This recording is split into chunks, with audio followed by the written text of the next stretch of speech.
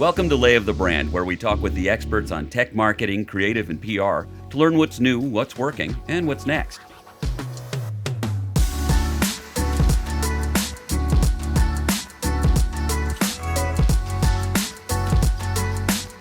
I'm Peter Jacobs with Merit Group. Diversity, equity, and inclusion, DE&I, are in the forefront of a national conversation, from public policy to how businesses operate. B2B and B2G tech firms are examining how they can or should incorporate these values into every aspect of their operations. But for marketers and PR pros, it's a question that drives decisions about messaging, outreach, and whether or not to take a public stand on issues. To look at how companies can navigate these waters, we're joined by Carrie Drake. She's the Director of Government Marketing for space and satellite innovator Maxar. She's also the former president and a current board member of Women in Technology, which supports women at all stages of their careers. Carrie, thanks for joining us. Thank you for having me. I'm really excited to be here. I have been a listener of Lay of the Brand since you guys launched the podcast, and it's an honor to be on this episode. Oh, thank you very much. Carrie, you're the former president of Women in Technology and a staunch advocate for workplace diversity. So how has diversity, equity, and inclusion impacted your marketing career? First of all, I think I've been very fortunate, right, that I don't feel that I have truly experienced inequity in my career, at least not in some very obvious ways. But I think that's one of the things that I'm incredibly passionate about is using my opportunity and my privilege, if you will, to make sure that other people don't experience inequity and diversity in their careers. So for me, for marketing and my career trajectory, it's really been, I've been fortunate in that I've had a number of leaders, managers, mentors who have made sure to bring me along.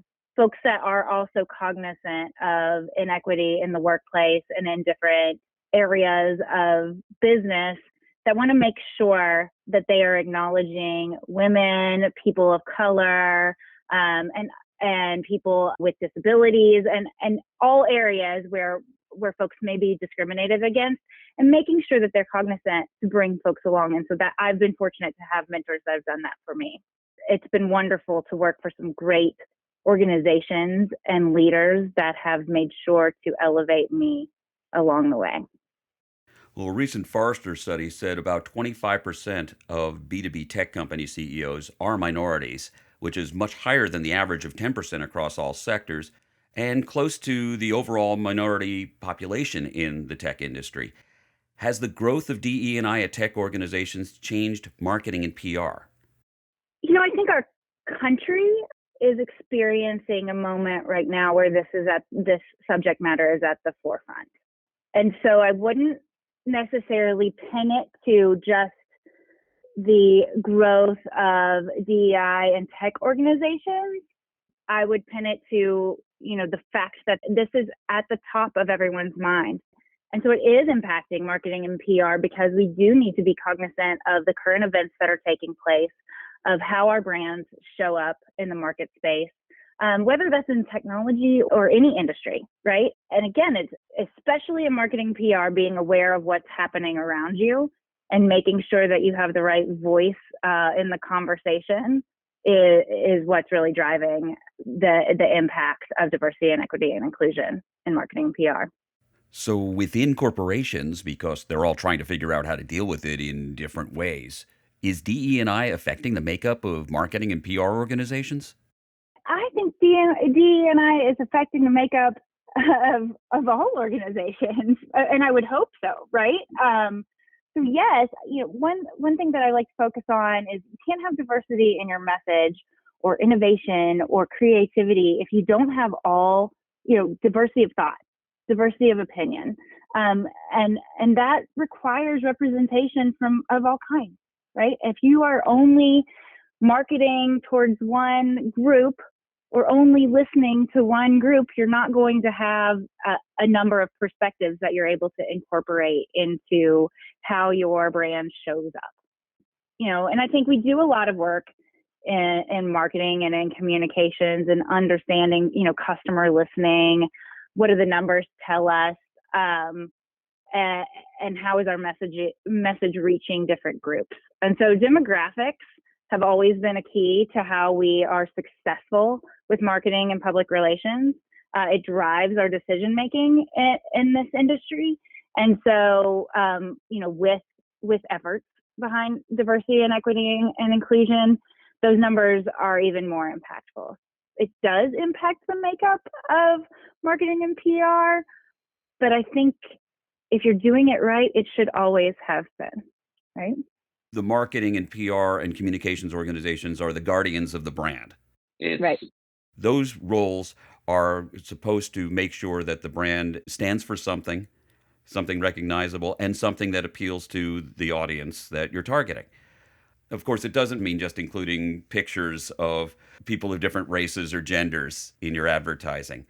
What are some of the things that you can do as part of a marketing organization to start truly incorporating diversity into your marketing content and your PR outreach? Right. I do think, from a visual aspect, it is very important to make sure that you have a wide range of who you are depicting in those visuals, but it goes way beyond pictures.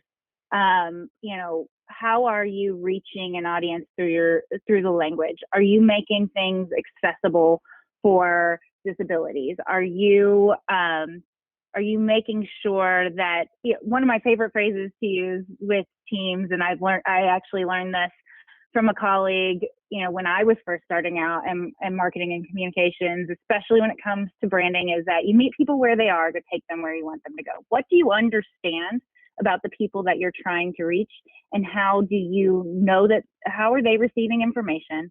What are they interested in? And how can you make sure that you are meeting them there and then teaching them the things that you want them to know about your brand or your product or your service or your industry or your cause, that helps them grasp that in a way that they like to receive information, or that speaks to them about something they're passionate about. I think really listening to the customers and being able to incorporate different types of language, different types of platforms, right? Different groups, different demographics receive information on different platforms. There's a number of things we could dive into there. And even, as I mentioned before, that diversity of thought. Are you shaping your message for various audiences? Or are you shaping your message for one? Pivoting off that, back to something you said earlier about corporations needing to become more aware and more forthcoming about their DE&I initiatives. What about the makeup of marketing and PR organizations themselves? Don't you need diversity on the teams in order to have diversity in your marketing? We need diversity on all teams. We talk a lot, with women in technology, it's so important, especially with younger age groups, but even as corporations are presenting their leadership, it's important for people to see people like them in roles, right? To understand that they too can do this. Because if you grow up and you never see a female leader, you never see a female leader of color, you never see a leader that may be disabled in some capacity, and you never see that, you don't think of yourself in that role. You can model behaviors and model the way by making sure that you are providing the right kind of representation and showing that you are accepting and inclusive. But the flip side of that is you want the best people, right? The best people, no matter who they are. And so are we providing the opportunities to build a team that includes the best people no matter what? Are you attracting the right people to your team because you have that diversity already showcased? Is it intimidating when you're building a team and you're walking into an all-white male organization and you're the only person of color or the only female? It can be harder. It can be a little more challenging and maybe a little less inviting to other people. So it's incredibly important to build diverse organizations, diverse teams.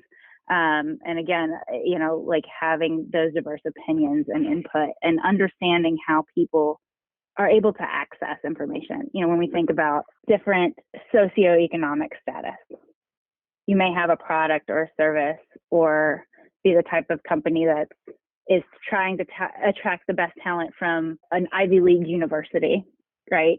If you're only showcasing Ivy League graduates, you may be missing some really incredible talent from other universities, from people that have been innovative in their own right and had a different path to success and education. So bringing in all of these different demographics to make a diverse team, that's how you can have a really holistic message and approach to your business. Carrie, DE&I are frequently used to mean race and gender equality, but there's a lot of other aspects to it. Inclusion of people with disabilities has to be considered as well. What can marketers do to influence greater tech access and inclusion? We live in an age where technology is at our fingertips at all times. And we think about it often, or I think there's a lot of people that think about it often and, okay, we're going to market and we need to hit every social media platform and we need this display ad and we need to have a robust website. But are you thinking about maybe people that are using screen readers for their website? Is your website accessible to folks with visual impairments? Is your website, you've got a number of pieces of video content on your website. Have you made sure that there are closed captions on there? Because if you do not have the right accessibility in your marketing, for instance, when you're recruiting for the rest of your company, people are going to your website. If you're not meeting these accessibility guidelines, you're missing some great opportunities because when you're researching a company or a product or you're shopping, right? The first thing you want to do is have a easy user interface, user experience on your website. And, when you're struggling to find a sign up for registering your kid for flag football, I just experienced this. So I was like, this is the hardest website to manage. And I don't have any challenges, right? I've got access to a strong iPhone where I can pull up a website on my phone. But if people are using their phones primarily because they don't have computers, if your website isn't working, if it's not working or optimized for your phone, then you're missing customers, right? You're missing good opportunities. If people are, they can't find what they want to do, and this is me, I have, like I said, I had great access and I couldn't find the link to sign my kid up, right? And I almost gave up on it. Can you imagine if you're going to a website and you're using a screen reader and it's not able to tell you what you're seeing? You're going to miss that opportunity. If you've created this beautiful marketing video that really showcases your product or your service, and it's got amazing music and really awesome graphics and this great voiceover, somebody that is hearing impaired can't hear your message and you didn't put any closed captioning on your video, you've missed that customer. So, it's very important to make sure that you're not just hitting the pretty pictures and the strong words, right? What are people able to access that information? It's not just your social media content. It's not just your website. All of these things need to integrate and make sure that they're inclusive, not just of gender or religion or racial demographics, but also all kinds of accessibility elements. At a lot of companies, marketing also gets involved in internal communications and internal branding activities. Marketing organizations should work with their internal counterparts in HR and operations and product development because that's how you have a more cohesive organization. But specifically to advance DE&I, what strategies can marketers use to help other teams integrate those concepts into their practices? I personally believe that one of the strongest ways to build your brand, both internally and externally, is a focus on the people that make up your company. Their passions for whatever mission that your company or organization is supporting, their passions for the mission of your customers, and showcasing the talents of individuals. And there's some great opportunities to do that both internally and externally, and that helps you achieve a lot of things because you are inspiring other team members, right? It goes back to what I was saying about seeing people like themselves in the stories, right? But it humanizes the workforce, if you will, gives you an opportunity to understand people, especially in larger companies, understand who makes up your team. And by team, I mean your whole organization, right? The different aspects of the business the different talents it takes to build your technology, the different talents it takes to engage with the customer, and the different life experiences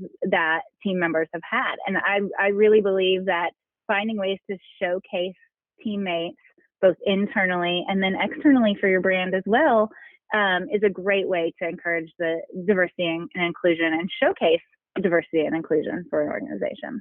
People like to be asked about the things that they do, and they like to feel valued. And so, finding a way to share the stories of other people is a great way that marketing and communications teams can help with the diversity and inclusion efforts. Another aspect of DE&I that doesn't get talked about a lot, but ought to, is age. Millennials make up more than half of the global workforce. Nearly half of B2B millennial buyers are the primary decision maker at their company. Even Deloitte's Global Millennial Survey found that values and morals are the top factors influencing millennials' business decisions. How can B2B tech marketers and PR professionals adapt to meet the expectations of younger generations? Gosh, if you are at all engaged in some of these social media platforms, there's a trend right now on TikTok where they're telling women that they're old. You can tell that they're old by their side part and their skinny jeans and their use of the laugh emoji. And I think different generations, we have so much technology and information at our fingertips. We are finding ways to communicate, and finding generations are feeling empowered or confident in hiding behind their devices. And sometimes it's not hiding behind their devices. Sometimes they're feeling that they have a platform. They can make their voice heard. Everybody can be a marketer in some way or another with some of these social media platforms. And so I think as marketing professionals, we need to understand what various generations are passionate about. And we talk about, using the platforms to market our business, but also how folks are engaging and what's trending, if you will. And making sure that you are speaking to those groups, right? It's not necessarily engaging in some of the more controversial subject matter, right? Where are people picking up their messages?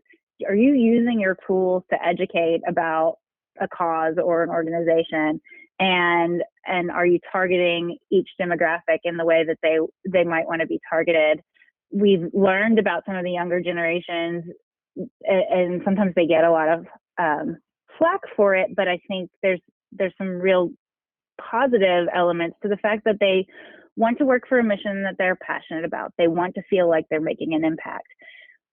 A lot of technology platforms are enabling more and more people to see where they can make an impact. They're seeing more from regular people, not just celebrities, not just brand ambassadors that are being paid. People get to use these platforms to have an opinion and share their opinion and pick up other people's opinions and pick up information. And so are you using your platform in a way that provides them with the information that they want to receive?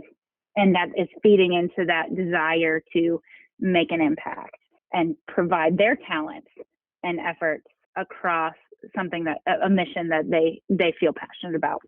You can break down different social platforms or different marketing platforms and see that generations use different platforms differently, right? There's always something new, some new app or platform that the younger groups are picking up, and the way that they're communicating. I think right now we're seeing, even with like kids, they're really interacting through some of these gaming platforms. As marketing and PR professionals, we have an opportunity to use our platforms for good, to push out the information that educates and supports fact finding and provides tools for success and opportunities to reach other groups and connect people. And we can certainly influence through our brands and through these platforms. All right, last word, Carrie. What advice do you have for marketing and PR professionals for addressing DE&I? I'm going to take this back to diversity of thought. It's so easy to curate an echo chamber, if you will. And so making sure that you are seeking information of different demographics than yours, right? Making sure that when you're looking across your team, you're building a diverse team in all ways, shapes, and forms, that you're researching and reaching out and asking the right questions, and learn what you can about the data and what the data will tell you, because that will help you drive your messaging and your goals and objectives in the direction where you want to improve that data. There's a huge stream of data from all different kinds of sources and sensors, and sometimes it can be too much, but really learning to understand what that data tells you about how your message is working, the people that you're reaching, and maybe where you have gaps can really help in building a more diverse team and a more diverse brand and a more diverse message. And we can certainly look to support a number of missions by growing through diversity, both with providing a number of voices, but also understanding what the numbers tell us. I've been talking with Carrie Drake, Director of Government Marketing at Maxar. Thank you so much for being here, Carrie. Thank you, Peter. It was a pleasure. And thank you for joining us. Lay of the Brand is brought to you by Merit Group, an integrated strategic communications firm that blends the best of PR, marketing, and creative to help our clients tell their stories and build business. Got a topic suggestion or want to share feedback? Subscribe to Lay of the Brand on your preferred listening platform and leave us a review. And please spread the word and tell your friends and colleagues to tune in as well. To learn more about Merit Group and the show, check out layofthebrand.com.